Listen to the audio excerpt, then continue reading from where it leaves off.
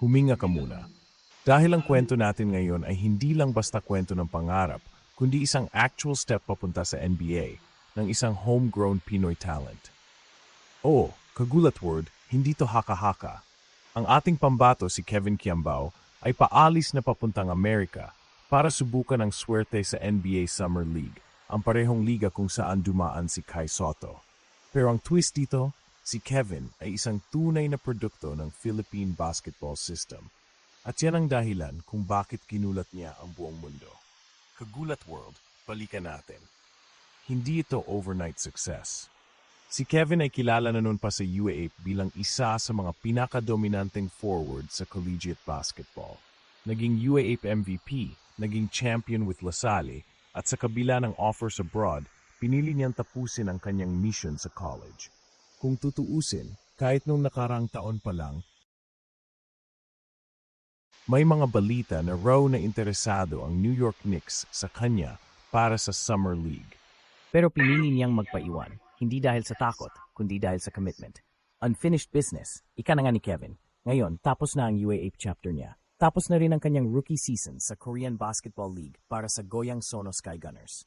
At kung akala ng ilan na adjustment period lang yon, aba, nagkamali sila. Si Kevin ay nag-average ng 16.9 points, 6.3 rebounds, 3.9 assists at 1.3 steals per game. Solid yan, kagulat world. Para sa isang Asian import, yan ay elite numbers. Kaya hindi na rin nakapagtataka kung bakit confident siya ngayon na sumugal papuntang NBA Summer League. Pero teka, ano nga ba ang NBA Summer League? Para sa mga hindi pa familiar, ito ang mini tournament ng NBA bago magsimula ang regular season. Dito pinapadala ang mga rookies, free agents at overseas talents para mapansin ng NBA teams. Dito una nakita si Kai Sotto at dito rin umangat ang karera ng maraming undrafted players. Kaya malaking bagay ito, hindi ito tryout lang. Ito ay actual platform para mapansin ng scouts at coaches. At ngayong si Kevin na ang susubok dito, dala niya ang pangarap ng buong bayan. At ang pinakanakagulat, kagulat world, mag-isa lang siya pupunta. Wala siyang manager na sasama, walang official entourage. Wala pang ang guaranteed team sa ngayon, pero dala niya ang tiwala sa sarili. Sabi niya na nga, it's all for gain, nothing to lose.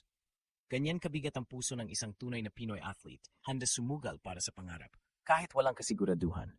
Ang tanong ngayon, pwede ba talagang makapasok si Kevin sa NBA?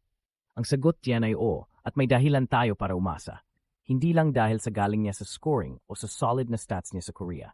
Ang edge ni Kevin ay ang kanyang versatility. Bilang isang 6'8 forward na may shooting touch, passing vision, at basketball IQ, siya ay isang modern NBA prototype. Ika na nga ng mga scouts abroad, he plays like a glue guy with the tools of a star. Ibig sabihin, kahit hindi siya flashy, solid siya sa lahat ng aspeto ng laro. At yan ang tipo ng player na hinahanap ng NBA ngayon. Kagulat word, ang journey ni Kevin ay hindi lang para sa sarili niya. Ito ay para sa lahat ng batang nanonood ng UAAP. Para sa lahat ng batang naglalaro sa kalye, nangangarap makapagsuot ng NBA jersey balang araw. Kung si Kai Sotto ay naging trailblazer bilang unang full-blooded Filipino na sumubok sa NBA, si Kevin Kiambao naman ay ang unang homegrown collegiate star na halos buong basketball career ay nagmula sa Pilipinas. At ngayon ay kumakatok sa pintuan ng pinakamalaking basketball league sa mundo. Hindi rin biro ang sakripisyo. Sa press conference ng kanyang collab with Adidas, sinabi niya na handa siyang mag-training mag-isa. Wala siyang guaranteed contract. Pero bawat araw daw ng paghahanda niya may kasamang dasal at determinasyon. Kaya habang ang ibang players ay nagpapahinga o nagbabakasyon, si Kevin ay nasa gym, nagpapakondisyon at nag-iipon ng lakas ng loob para sa mas malaking lab.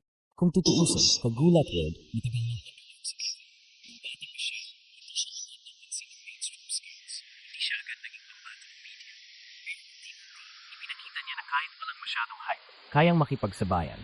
At ngayon, hindi lang siya sumasabak sa Korea, pati Amerika, papasukin niya. At kung mapapansin natin, may pattern na tayong nakikita. Unti-unti nang binubuksan ng NBA ang pinto para sa mga Pilipino. Si Jordan Clarkson ay PE.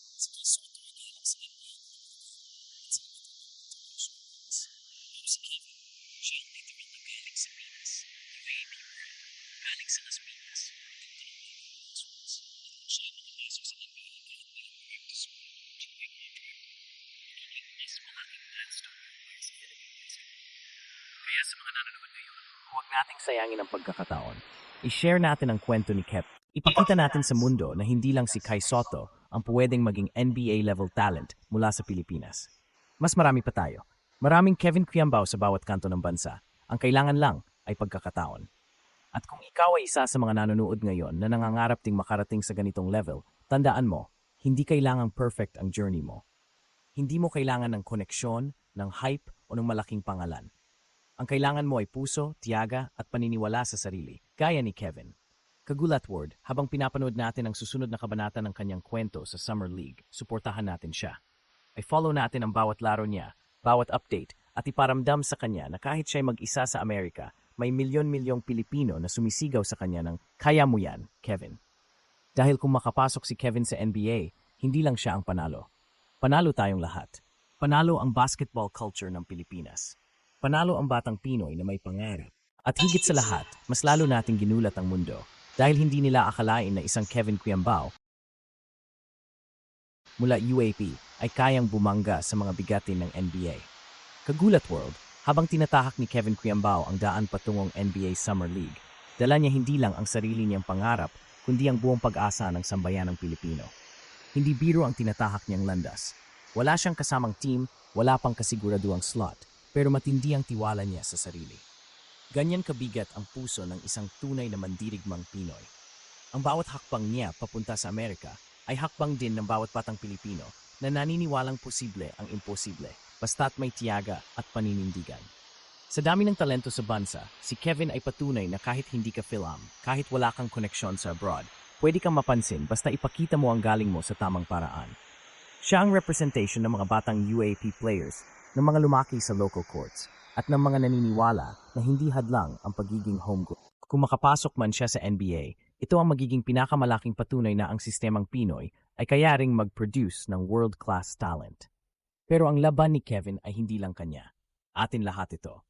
Kaya Kagulat Word, suportahan natin siya hindi lang sa salita kundi sa gawa. I-follow natin ang journey niya, ipagdasal natin ang tagumpay niya, at mas mahalaga, ipakita natin sa buong mundo na buo ang suporta ng sambayanang Pilipino. Ang bawat share ng kwento niya ay hakbang papalapit sa goal. Ang bawat panalangin ay dagdag lakas sa kanya. Sa simpleng paraan, makakatulong tayo para mas mapansin siya ng mga scouts, coaches at NBA teams. At kung dumating ang araw na marinig natin ang pangalan ni Kevin Quiambao na ipinapasok sa isang NBA game, huwag na huwag nating kalimutan. Kasama tayong lahat sa tagumpay na yon. Dahil mula umpisa pa lang, tayong mga Kagulat World ang unang naniwala. Kaya hanggang dulo, tayong una rin dapat ang sumigaw ng ginulat mo ang mundo, Kevin.